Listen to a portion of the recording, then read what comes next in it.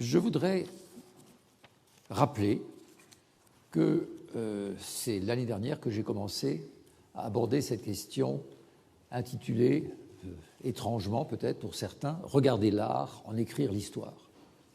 Car dans le verbe « regarder », il y a bien sûr plus qu'un regard, il y a une forme d'attention, sans doute déjà critique, en tout cas une volonté d'examiner avec une grande attention l'objet, l'œuvre d'art. En écrire l'histoire est sans doute plus facile à saisir. J'avais abordé l'an dernier le projet de confronter la conception de l'histoire qui s'est manifestée dès la fin du Moyen-Âge avec la prise de conscience d'une rupture. Cette conception de l'histoire est confrontée donc à une histoire de l'art naissante, à ce qui va devenir peu à peu une histoire de l'art. Je m'étais proposé aussi d'examiner les différents outils dont se sont servis les premiers hommes qui ont manifesté un intérêt pour l'art, qui l'ont jugé, qui l'ont examiné pour chercher à en décrire l'évolution, l'histoire, si vous voulez. Alors, il faut noter immédiatement que ces premiers auteurs sont des artistes, en général. C'est-à-dire que ce sont soit des écrivains, des poètes, soit encore des peintres, comme c'est le cas du plus célèbre d'entre eux, qui est Vasari. Ce sont eux qui, les premiers, parlent de ce qui les préoccupe, c'est-à-dire de la question de l'œuvre d'art, de la question de la création artistique, de problèmes strictement techniques, parfois tout à fait concrets, sur l'aspect, je dirais, le plus artisanal de la création artistique. Et ce sont ces points de vue qui semblent être les premiers à faire l'objet de descriptions, d'interrogations. Il y a indiscutablement deux livres qui marquent fortement des étapes dans l'évolution de l'art comme objet d'une histoire. C'est Vasari, la vie des plus célèbres peintres, sculpteurs et architectes, l'édition de 1550, la première, et surtout l'édition de 1568, la plus complète. Et le deuxième livre se situe pratiquement 200 ans plus tard, c'est l'histoire de l'art chez les anciens de Winckelmann en 1764. L'an dernier, j'ai abordé toute la période qui précède Vasari, c'est-à-dire tous ceux qui ont, d'une certaine manière, préparé Vasari, même ceux qui, comme Pétrarque, ont contribué à mettre en évidence cette rupture entre des temps anciens et des temps présents dont j'ai parlé tout à l'heure et sur laquelle je reviendrai dans un instant. Et cette année, j'aimerais, je crains que ce ne soit un vœu pieux, arriver jusqu'à Winckelmann dans mon récit. Si je n'y arrive pas tout à fait, eh bien, ce sera pour l'année suivante. Mais enfin, je vais tâcher de vous parler, en tout cas, de tout ce qui est le plus intéressant dans tous ces écrits entre le début du XVIIe et 1764.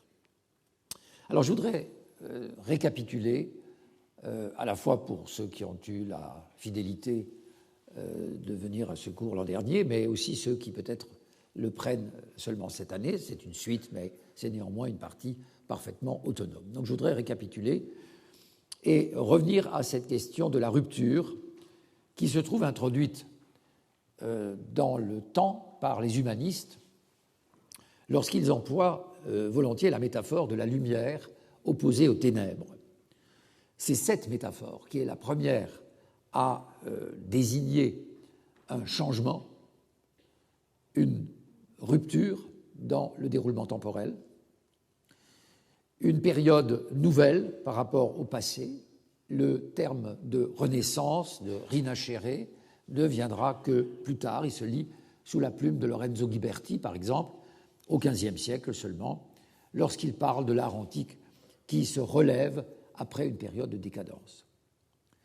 Autrement dit, Ghiberti va utiliser cette expression en désignant l'art comme manifestation du nouveau ou du renouveau.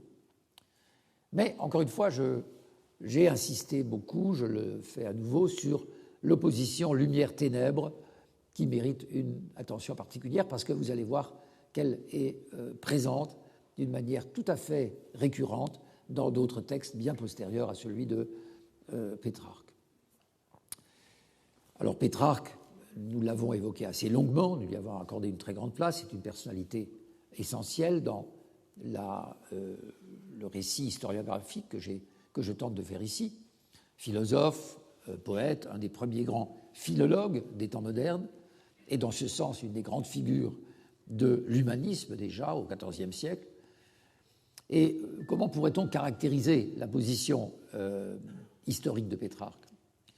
Eh bien, c'est que d'abord, il a conscience de vivre, malgré lui, dans une période qu'il trouve bien triste, dans une époque qu'il trouve bien triste, et il déplore de n'être né ni bien plus tôt, ni plus tard.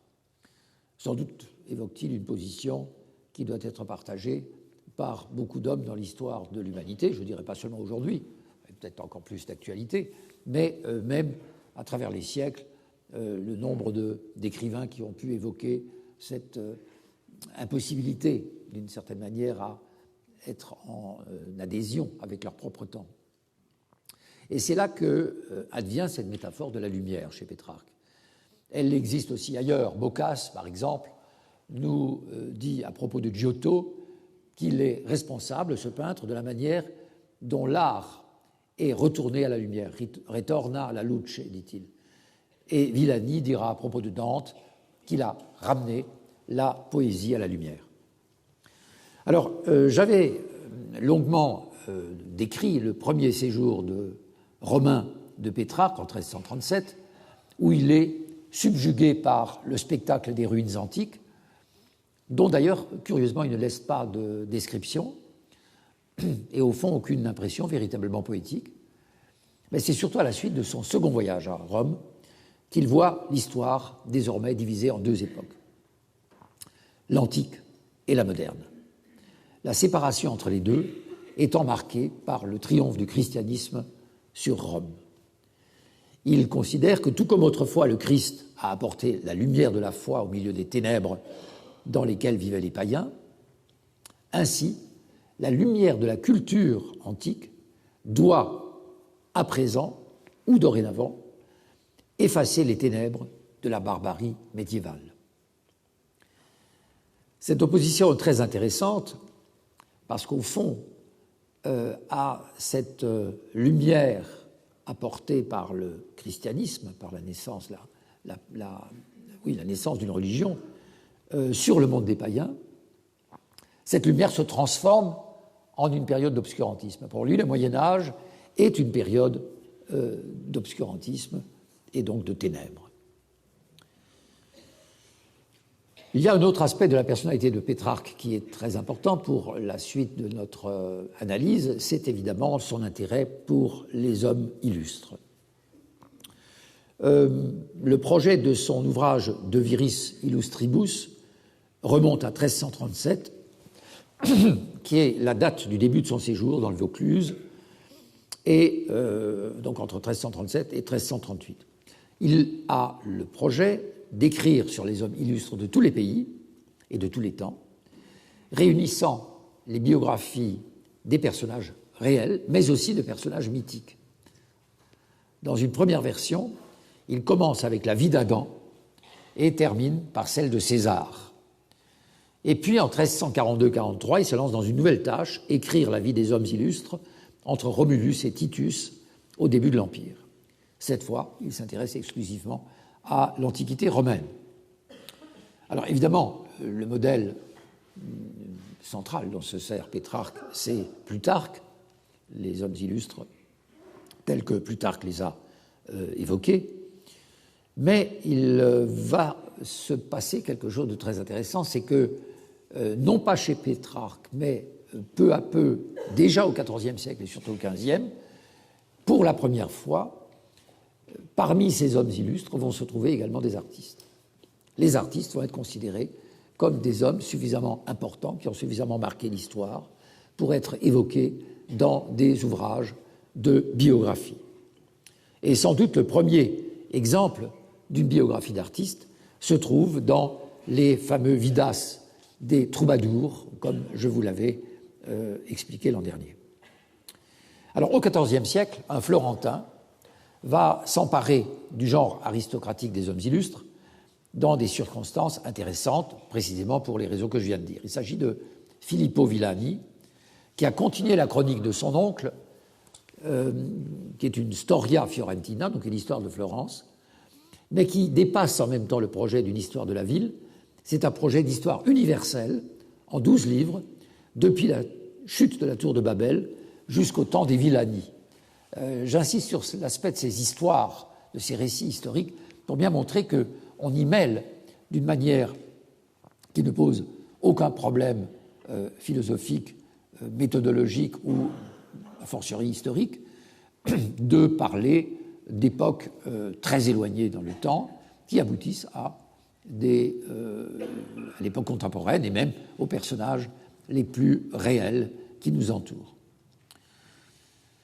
Alors, Filippo Villani est un personnage important. Son livre n'est pas une œuvre majeure, mais c'est un personnage tout à fait important parce qu'il est le premier, lui, à considérer que l'art mérite une place spécifique au sein d'une histoire générale, que l'art tient une place dans la vie politique d'une ville. Alors ça, c'est une affirmation absolument essentielle parce qu'elle va permettre, elle va ouvrir à d'autres écrivains, d'autres historiens postérieurs, de considérer comme allant de soi que la vie des artistes soit évoquée dans leurs récits. Alors, en particulier, Villani justifie son entreprise de parler de peintres comme Cimabue, Giotto, Maso di Banco, Stefano et Taddeo Gaddi, en se référant aux anciens, qui ont ajouté eux aussi à leurs hommes illustres ceux qui sont très habiles de leurs mains. Nous voyons comment l'art acquiert une véritable légitimité, celle de se trouver rattaché à une histoire plus générale, en même temps qu'il est entraîné dans un processus tout à fait irréversible, parce que Cimabue, nous dit Villani, Cimabue ouvre la voie à Giotto, lequel Giotto va dépasser son prédécesseur. Villani précise qu'il souhaite rappeler le souvenir des poètes et des autres artistes, et là aussi j'avais insisté sur ce point, il souhaite le faire sans respecter l'enchaînement et l'ordre des temps, donc il ne fait pas un récit chronologique, mais il regroupe les artistes qui pratiquent le même art.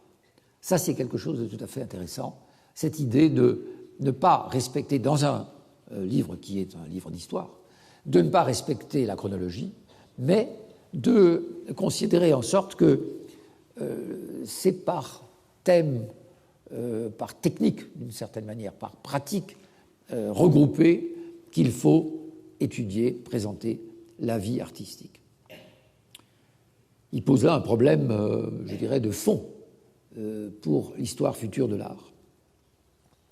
Alors, je m'étais longuement arrêté à deux figures très importantes de cette naissance d'une attention critique et historique à l'art.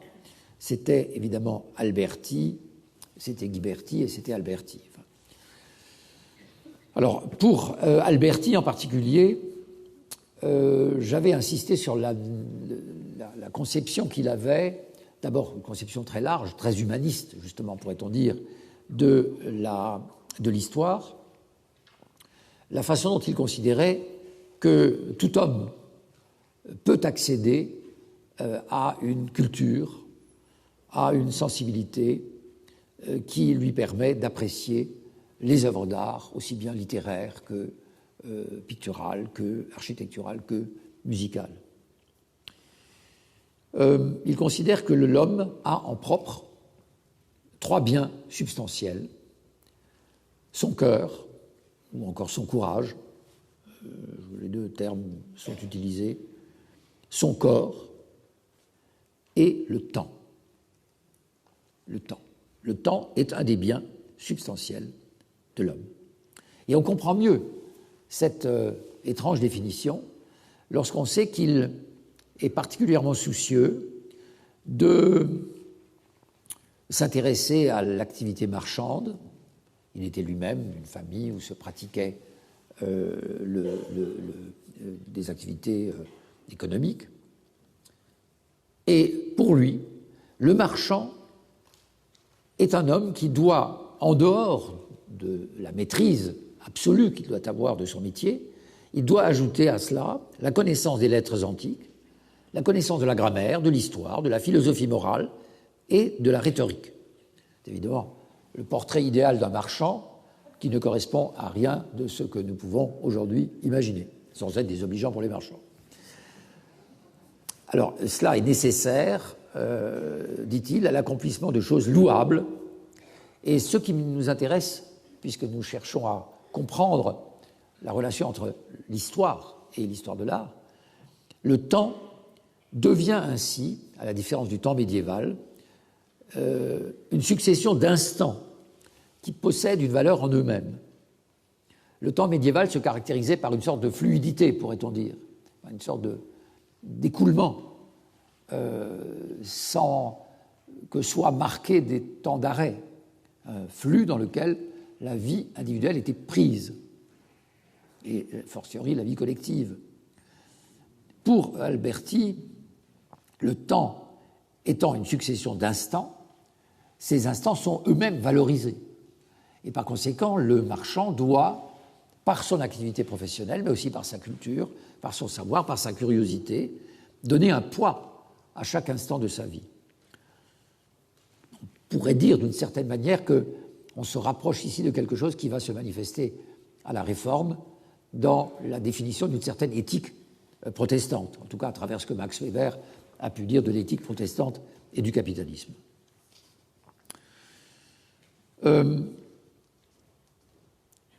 Alors c'est un type de culture qu'on pourrait désigner à nouveau, comme l'ont fait les anciens, les auteurs latins par exemple, de studia humanitatis. C'est un type de culture digne d'un lettré que Alberti imagine ainsi. Ensuite, j'avais insisté sur le fait que Alberti est un grand théoricien de l'architecture, de la sculpture et de la peinture, et que ce qu'il écrit n'a nullement la prétention d'être des ouvrages d'histoire, pardon, ce ne sont pas de l'histoire, ce sont des ouvrages de théorie destinés aux artistes eux-mêmes, mais dans lesquels ouvrages il y a évidemment une large place laissée à l'histoire, à la réflexion sur l'histoire. Mais cette histoire est au service de la construction de la théorie albertienne. Il fait de l'histoire le support d'un développement théorique. Je donne l'exemple de l'architecture, où Alberti, dans son traité de Re Aedificatoria, dit que l'architecture est née du besoin. Idée qui va devenir une des grandes constantes de la théorie architecturale jusqu'au XIXe siècle. L'architecture est née du besoin de l'homme, de s'abriter, de distinguer l'espace qu'il occupe par rapport à l'espace contigu, etc.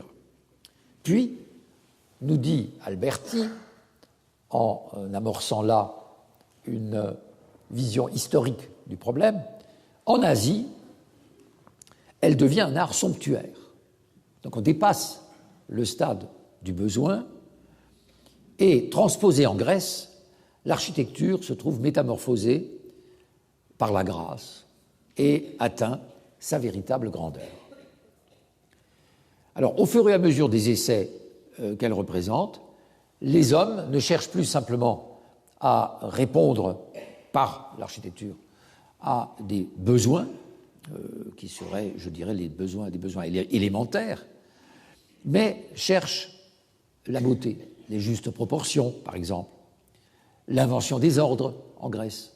L'invention des ordres architecturaux est, pour Alberti, la réponse à un goût pour la justesse des proportions architecturales. Enfin, dernière étape historique, dans la vision qu'en a Alberti, les Romains empruntent à leur tour cette tradition architecturale aux Grecs et allient les ordres avec la fonctionnalité que réclamaient leurs édifices. C'est-à-dire qu'on va avoir des types d'édifices correspondant à des types de fonctions. On revient un peu à la question de la nécessité, du besoin, mais avec un affinement considérable. On atteint, avec les Romains, aux yeux d'Alberti, le sommet de l'architecture. Vous voyez là aussi un schéma évolutif qui est organique, hein, la genèse, la croissance et la maturité. Et pour lui, rien n'a dépassé l'architecture romaine, et la théorie architecturale qu'il prône lui-même est un développement à partir de l'architecture romaine pour introduire une typologie proche d'elle. Alors, ce qu'il est aussi important de noter, c'est que pour Alberti, le passé antique est quelque chose de clos. C'est quelque chose de clos dont nous sépare une distance historique suffisante pour que nous puissions en avoir une connaissance complète. Et par conséquent, pour que nous puissions en tirer un enseignement valable pour son propre temps.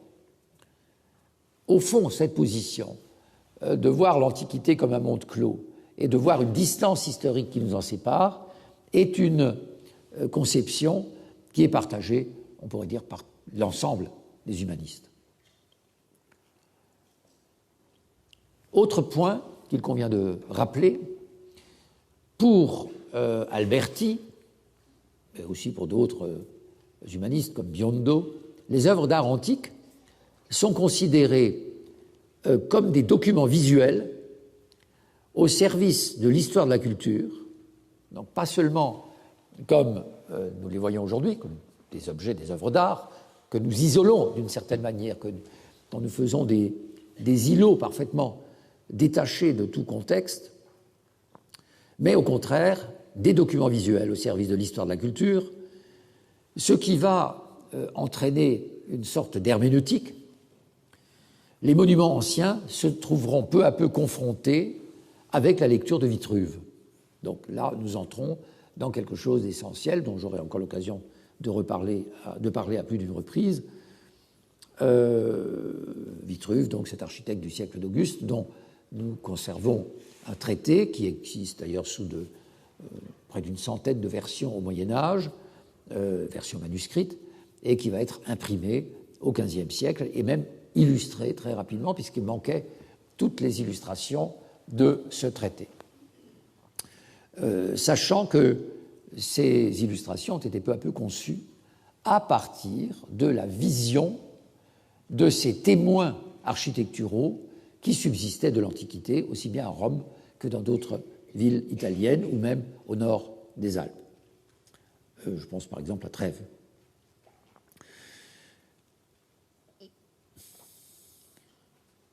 La question de la prise en compte de la singularité visuelle d'un témoin comme un monument d'architecture ou comme une peinture ou comme une sculpture, la prise en compte de cela est en particulier, connaît un traitement particulier chez un humaniste comme Bartolomeo Fazio, comme l'a bien souligné Michael Baxendale. Il prend, Fazio, en compte la singularité de l'œuvre en tant qu'expérience visuelle. La peinture doit émouvoir et sa description cherche à mettre en évidence le sens de l'expression à l'aide duquel le peintre y parvient. Donc il y a là vraiment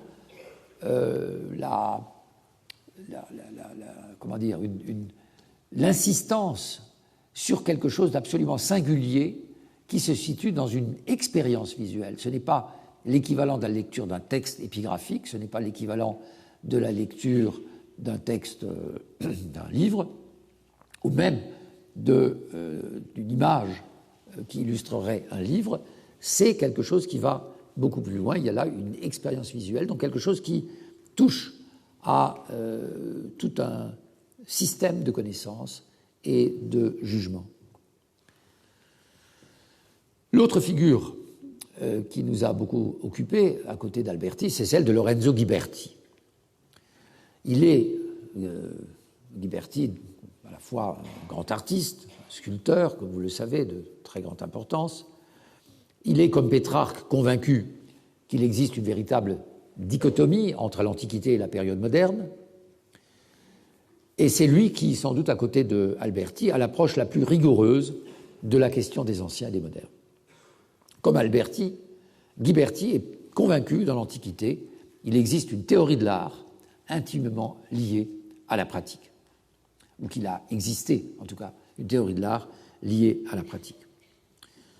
C'est en fait sur l'idée, sur la conviction que dans l'Antiquité de tels traités théoriques existaient, que aussi bien Ghiberti que Alberti conçoivent eux-mêmes leur propre théorie artistique.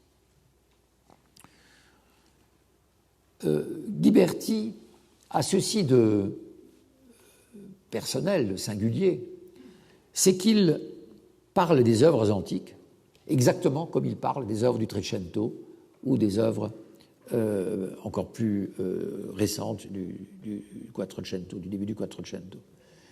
Autrement dit, l'éloignement dans le temps n'affecte pour lui en rien leur perception.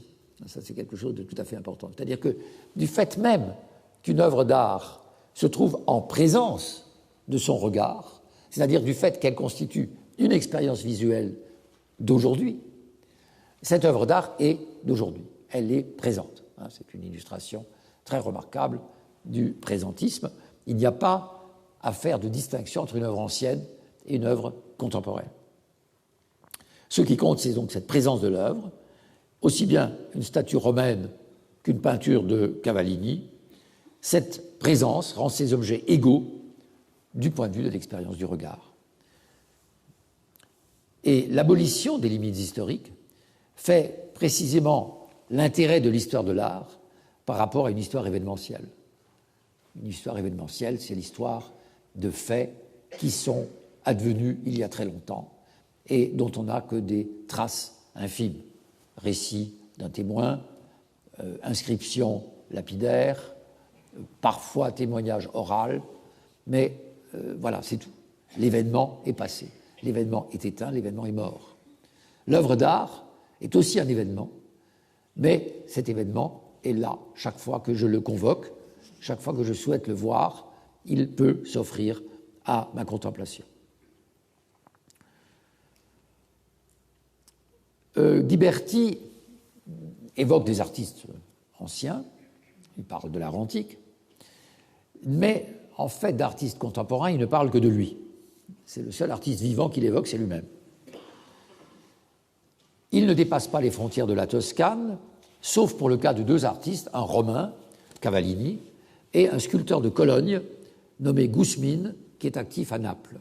Voilà les deux seules figures que Ghiberti évoque en dehors de la Toscane.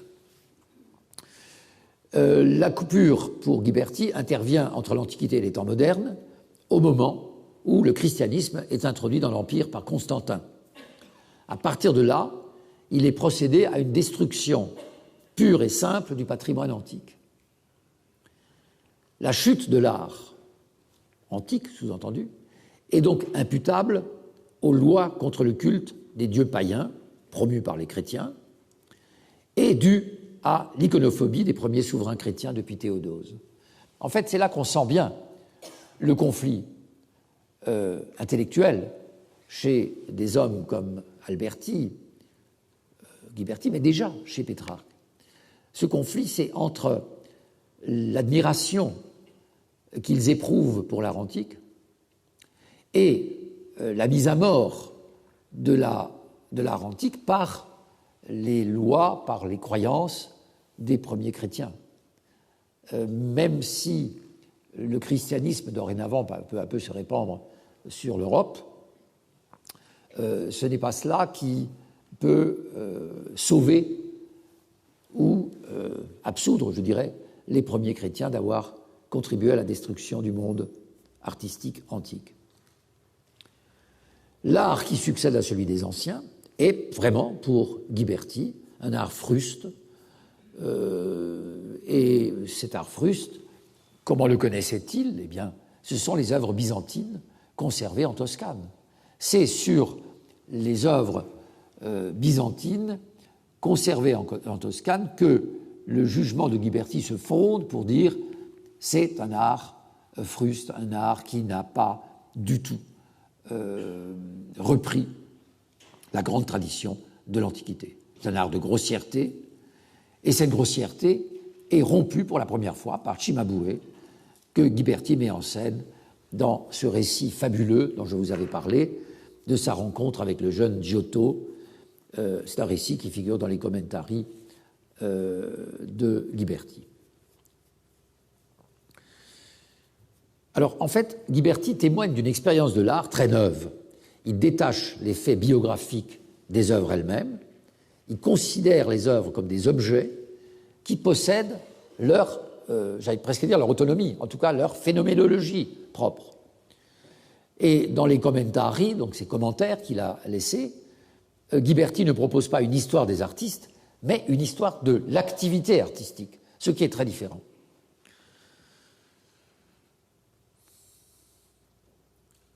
Comment et à partir de quand a-t-on voulu intégrer dans un même discours à la fois un récit historique sur l'art et une analyse des œuvres singulières? C'est la grande question que j'ai posée dès le début de mon cours l'an dernier, que je repose cette année et qui va être un des fils conducteurs de notre enquête.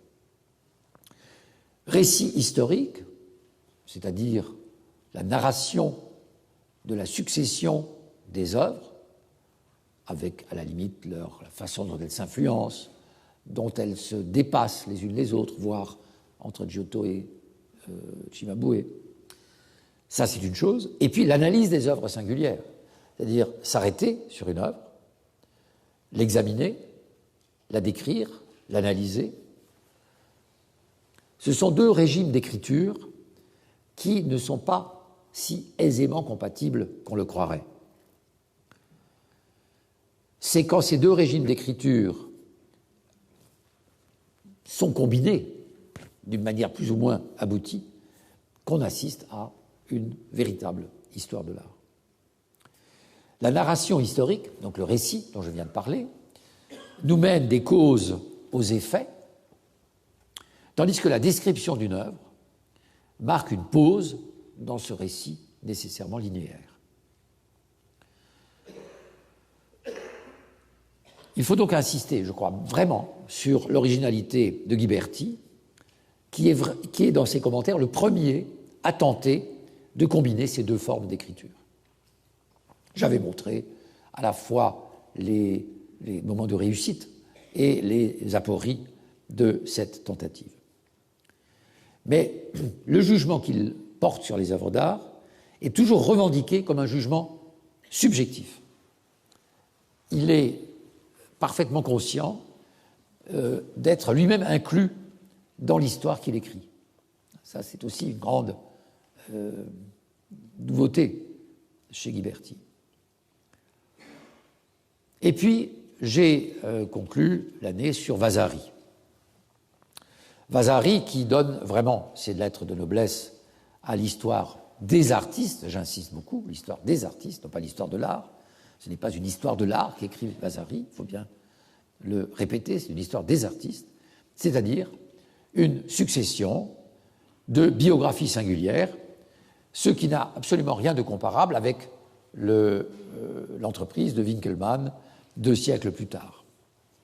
Il y a un contraste évident entre le projet de Ghiberti dans ses commentari et celui de Vasari.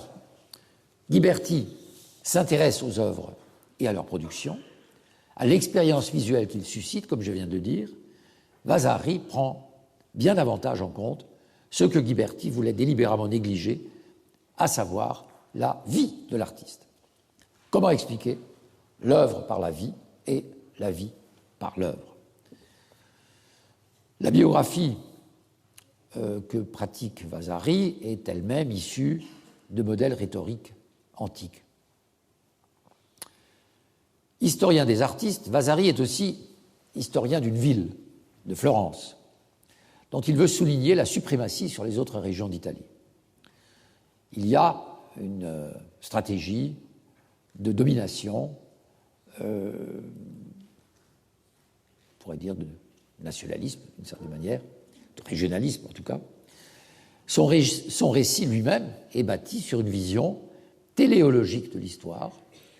Toute la succession de la vie des artistes doit nous amener peu à peu à la vie, à la biographie la plus longue, la plus copieuse, la plus documentée, qui est celle de Michel-Ange. Michel-Ange représente l'aboutissement glorieux d'un développement qui est amorcé par l'art de Giotto et sa radicale nouveauté est mise en lumière par les insuffisances que Vasari constate dans la longue période qui précède Giotto. Donc il y a, jusqu'à Giotto, on pourrait reprendre la métaphore de Pétrarque, les ténèbres, et avec Giotto, l'art est ramené à la lumière, c'est-à-dire qu'avec lui, on rompt avec la tradition byzantine. Et c'est ainsi qu'il justifie sa division, la division de son ouvrage, en 3 parties. Voici comment Vasari décrit, je le rappelle, le développement de l'art dès l'édition de 1550, à l'aide d'une métaphore biologique. L'enfance, la jeunesse, la maturité. L'enfance est illustrée par Giotto, l'enfance de l'art, donc est illustrée par Giotto, Arnolfo di Cambio, Niccolò Pisano. Puis, lui fait suite la jeunesse de l'art, Brunelleschi, Donatello, Masaccio, donc des grands noms que nous avons longuement évoqués, et culmine finalement dans la 3e phase de cette évolution, la phase de maturité, avec Léonard, Raphaël et surtout Michel-Ange. Avant tout, je dirais, Michel-Ange. Chaque biographie est construite sur une matrice unique, une introduction, est suivie de quelques exemples de l'œuvre, puis est décrit le caractère de l'artiste. L'introduction, très souvent, situe l'artiste, à la fois géographiquement et historiquement, et au fond, c'est la vie de l'artiste qui est le point d'aboutissement de chaque récit. Donc, vous voyez bien qu'il est essentiellement biographique, les œuvres qu'il cite étant en général des exemples de son activité productive. Donc il peut se permettre un choix, au fond, assez subjectif, plus ou moins documenté. L'édition de 1568 par rapport à celle de 1550 est beaucoup plus aboutie parce qu'il y ajoute d'abord un nombre considérable de notices, mais aussi parce qu'il enrichit les notices qu'il avait déjà faites fortement. Vasari reprend la formule de Cicéron, Historia magistra vitae, en disant « L'histoire est vraiment le miroir de la vie humaine. Son but n'est pas de raconter sèchement le sort d'un prince ou d'une république, mais de rapporter les opinions, les conseils, les décisions, les manigances des hommes qui ont entraîné leurs actions, heureuses ou malheureuses. C'est vraiment cela, l'âme de l'histoire, le véritable apprentissage de la vie, l'enseignement de la prudence. Avec le plaisir de voir revivre le passé, c'est le vrai but de l'histoire, l'enseignement de la prudence. C'est là une formule très importante. C'est la vertu essentielle de l'homme de la Renaissance, qu'il soit politique, artiste ou banquier, marchand, etc. Le critère adopté par Vasari pour le regroupement des artistes par période est non pas chronologique, mais c'est leur similarité de style qui les rapproche. La similarité du style. Alors ça, c'est tout de même quelque chose de très nouveau. C'est la première fois que je prononce le mot style depuis le début de cette récapitulation. Que veut dire Vasari par là? Eh bien, il juge ainsi la manière, et je reviendrai sur le terme de manière ultérieurement, la manière dont chaque artiste manifeste dans son œuvre, à travers son œuvre. Pour parler de similarité de style, c'est-à-dire pour comparer des artistes les uns aux autres, il faut évidemment maîtriser un certain nombre de concepts stylistiques. Et que ces concepts stylistiques soient suffisamment fins pour pouvoir établir des périodisations qui ne se réfèrent plus à des événements historiques extra-artistiques, mais qui se réfèrent à l'évolution de tel ou tel artiste. Ainsi donc, chez Vasari, et je terminerai cette récapitulation, le temps est à la fois linéaire et cyclique, ce qui est un paradoxe. Cette contradiction est au cœur de la conception du style en tant que norme.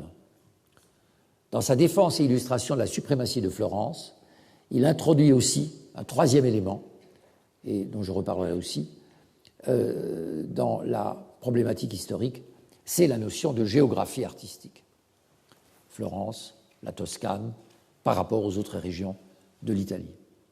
Et cette géographie artistique va jouer un rôle déterminant dans l'historiographie de l'art, aussi bien en Italie qu'en Allemagne.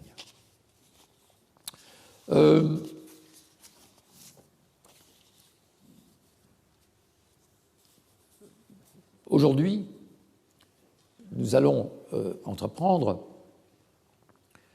un nouveau chapitre, une nouvelle partie de cette évocation, par trois aspects, essentiellement, qui vont nous concerner pour la fin du XVIe, le XVIIe et disons en gros, la première moitié du XVIIIe siècle. Ces trois caractères principaux de cette époque sont 1. La mise au point de méthodes nouvelles pour l'analyse de l'art du passé. Méthodes nouvelles pour l'analyse de l'art du passé. Cela suppose que cet art du passé soit pris en compte dans sa spécificité et suscite de la part de celui qui écrit la conscience que pour en parler, il faut avoir des outils, des méthodes, des notions qui n'avaient pas cours jusque-là ou qu'il emprunte à un autre domaine pour les y appliquer. La deuxième question très importante, c'est, je déduis d'ailleurs un peu de la première, c'est la prise en compte du Moyen-Âge. Comment le Moyen-Âge va cesser d'être considéré comme la période des ténèbres, la période de l'obscurité absolue, comme une période dans laquelle rien ne se serait produit sur le plan artistique. Donc, prise en compte du Moyen-Âge. Troisième élément, l'élaboration de différentes formes de discours, non plus de méthodes, mais de formes de discours, pour rendre compte de cette réalité appelée art.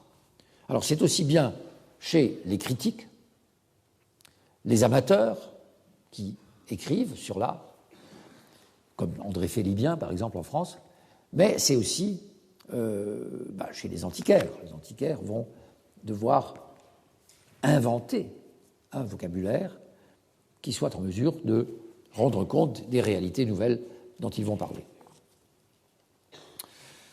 Alors, je me tourne maintenant vers un aspect que j'avais aussi abordé l'an dernier, mais d'une façon un peu plus éparpillée à travers les différents cours, c'est comment les historiens, pas les historiens de l'art qui n'existent pas pour le moment, mais les historiens abordent l'histoire, comment ils définissent leur objet, l'histoire, et comment ils définissent les enjeux de cette histoire. Alors il faut récapituler des notions très générales, je m'en excuse, mais je crois que c'est utile pour entrer dans ces perspectives. Il est bien évident que la rapide expansion du commerce, le développement de la construction aussi bien des armes, des engins militaires que des bateaux, l'imprimerie, la valorisation du savoir empirique et des sciences de la nature, la physique, sur le plan politique, la concurrence entre les États, tout cela a entraîné une nouvelle conscience du temps et a modifié considérablement le rapport au passé et le rapport évidemment à l'avenir. Il y a aussi une prise de conscience très forte que tout se tient finalement, qu'il y a des relations entre les différentes parties du monde et donc aussi entre leurs histoires respectives. Nous assistons là, à l'aube des temps modernes, à cette ouverture, je dirais presque en une grande vue panoramique du monde, non plus de l'Europe, mais du monde, même si le monde est vu avec les lunettes européennes, si je puis m'exprimer ainsi. On continue de juger le monde entier à partir de sa propre perspective, de son propre point de vue. Cela va de soi.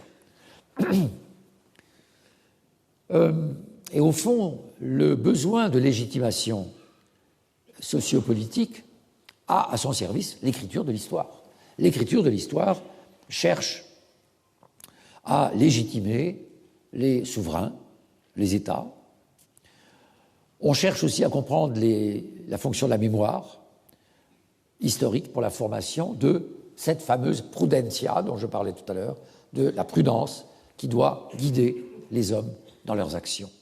Et c'est pour orienter l'homme vers l'emploi le plus sage, le plus judicieux de ses capacités à la prudence que l'histoire doit être écrite.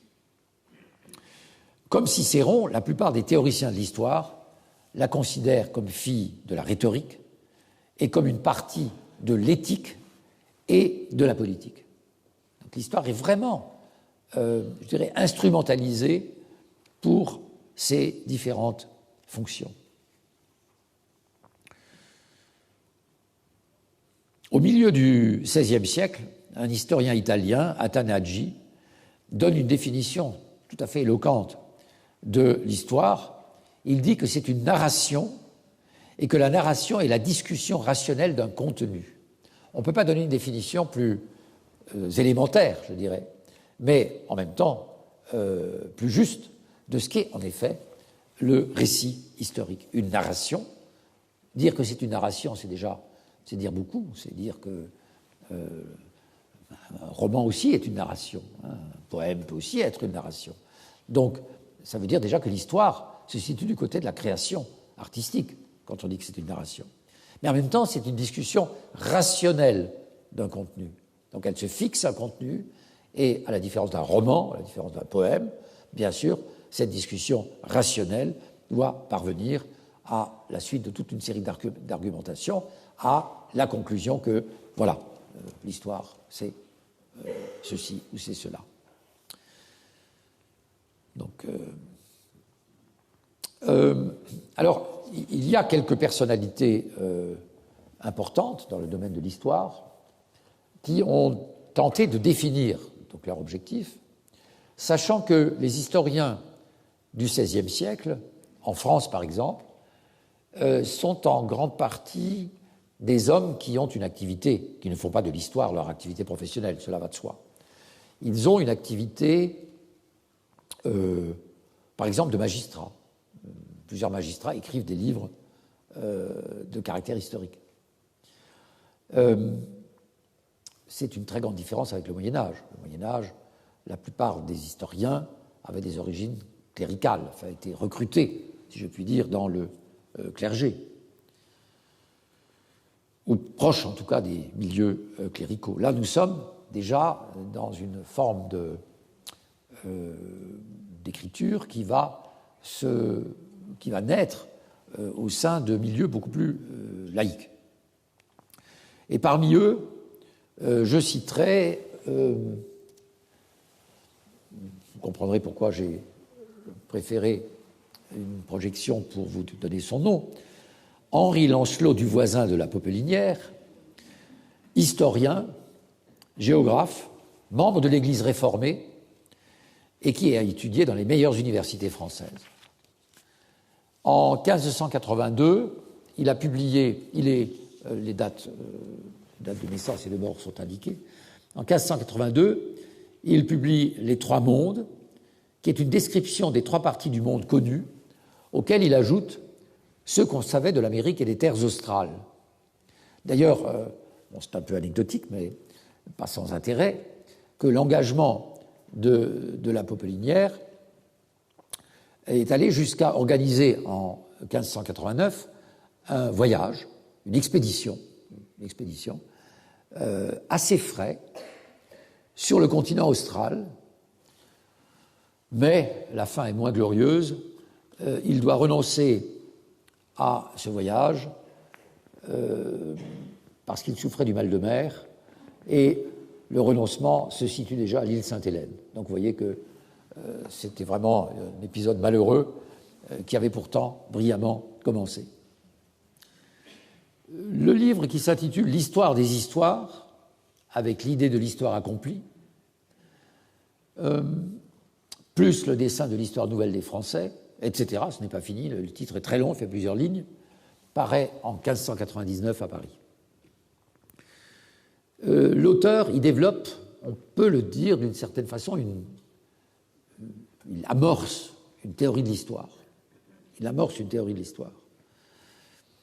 Il nous dit en particulier un certain nombre de choses très importantes, très intéressantes, que l'histoire doit comprendre, avant de lire le texte qui est ici sous vos yeux, l'histoire doit comprendre l'origine, progrès et changement des plus notables choses qu'on propose de traiter véritablement et selon l'ordre des lieux et des temps. Voilà. Le cadre est donné par cette double coordonnée, ces doubles coordonnées de lieu et du temps, et doit regrouper alors l'origine, les progrès et les changements des plus notables choses. Donc là aussi une évolution qu'il convient de traiter de cette manière. Il distingue trois sortes d'histoires, trois types d'histoires. Grande histoire, l'histoire moyenne et l'histoire petite. Alors la grande histoire, c'est une histoire générale et universelle, qui serait la représentation de tout pour nous faire souvenir des choses passées et nous accommoder des présentes, en l'attente de l'avenir. C'est très joli, n'est-ce pas, de nous faire comprendre le passé, donc nous accommoder des présentes, accepter, savoir s'arranger avec le temps présent et préparer l'avenir. L'histoire moyenne, c'est l'histoire qui porte sur un ou deux des plus grands États du monde, par exemple l'histoire de la France. Et l'histoire petite, c'est le récit d'une ville ou d'un petit peuple. Alors au fond, ce ne sont pas des distinctions, ce n'est pas une hiérarchie de valeurs, mais c'est une hiérarchie de catégories différentes. Ce sont des échelles différentes à partir desquelles ces histoires sont envisagées. Alors, je vous montre ici, ce n'est pas un texte pris dans sa totalité, ce sont plusieurs extraits qui me paraissaient tout à fait importants de ce livre. Le narré est général à tous ceux qui écrivent. Voilà, c'est ce que je vous disais tout à l'heure à propos déjà de la précédente citation. Mêmement aux poètes, philosophes, orateurs et historiens. Donc c'est une idée qui n'est pas sans importance. Je dirais que Paul Ricoeur, parmi les personnalités les plus récentes et les plus éminentes qui ont écrit sur la question de l'histoire, sur le récit de l'histoire, a d'une certaine manière donné consistance à nouveau à une telle affirmation. Prendre cela en compte, ça veut dire que, évidemment, forcément, toute narration historique est subjective et elle laisse intervenir une part d'imagination. C'est cela qu'il veut dire quand il la compare au poète, au philosophe et à l'orateur. Il faut faire appel à son imagination.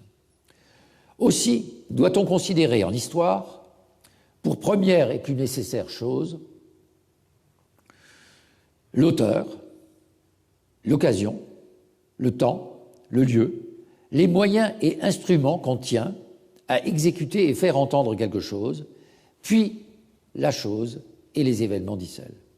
Donc il y a une prise en compte de tout l'apparat, de tout ce qui constitue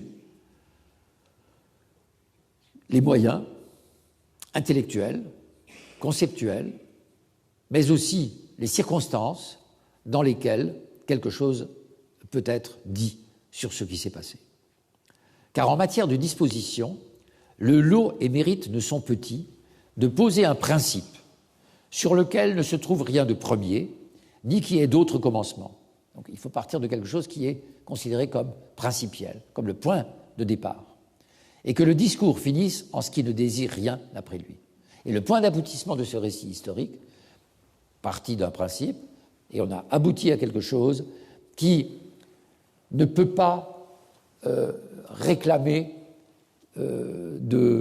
d'adjonction quelconque, qui ne peut pas réclamer de développement quelconque. Donc le discours historique doit être parfaitement clos et doit donner entièrement satisfaction à son lecteur. Plus loin, ce n'est pas encore être demi-homme que de n'avoir la connaissance que de son temps. Celui qui, par la notice du passé et judicieux rapport du présent haït celui, peut droitement prévoir et pourvoir à l'avenir, est et doit être tenu pour homme entier et accompli. Alors, il y a là bien la définition d'un homme complet, de cet humaniste dont nous avons déjà parlé à plusieurs reprises, qui doit savoir tirer les leçons du passé pour conduire l'avenir. Mais ce qui a plus obscurci la vérité est la passion démesurée de ceux qui ont dressé secte entre les philosophes, géographes, historiens, médecins, théologiens et autres anciens et modernes. Alors là aussi, quelle belle formulation pour nous dire que, en fait, la vérité, si on ne la trouve pas dans beaucoup de livres, c'est parce qu'il y a ces conflits d'intérêts entre les différents, les différentes professions, les différentes professions de foi, les différents a priori qu'avancent, que formulent les philosophes par rapport aux géographes, par rapport aux historiens, aux médecins, etc. Donc là, au fond, ce qu'ils prônent, c'est une sorte d'harmonie entre les disciplines. C'est la convocation de toutes les disciplines en harmonie, en accord, pour produire une histoire la plus parfaite. Ce ne serait plus une histoire universelle, ce serait une sorte d'histoire totale. Et aussi autres anciens et modernes, voilà une formule qui va nous retenir encore beaucoup dans les heures futures. Ailleurs, l'Apollinaire nous dit que les créatures animées ont des comportements qui dépendent du naturel du lieu, de la qualité de l'air, de la constitution du ciel, desquels elles vivent. Donc ça veut dire que pour lui, toute créature, animale, humaine, est déterminée par le lieu de sa naissance et de son développement. La qualité de l'air, c'est quelque chose de très important dans la théorie historique du XVIe siècle. L'aria chez les Italiens, l'air chez les Français. Ce sont des données qui vont peu à peu faire naître l'idée qu'il y a des déterminations de ce genre. C'est-à-dire qu'un homme est déterminé par son lieu de naissance, par son environnement géographique, même climatique. C'est la théorie des climats, c'est quelque chose sur quoi nous reviendrons également. La vertu des Romains, nous dit-il, leur vient de là, mais de là vient aussi l'importance et la qualité des écrits. Je m'arrête là pour cette heure et nous continuerons la prochaine fois l'évocation de quelques historiens de la Renaissance avant d'aborder les historiens de l'art que sont Karel van Mander et Joachim Sandrar. Nous faisons une très courte pause avant la deuxième partie de l'heure qui est consacrée, comme vous le savez, à la projection commentée d'un certain nombre de documents.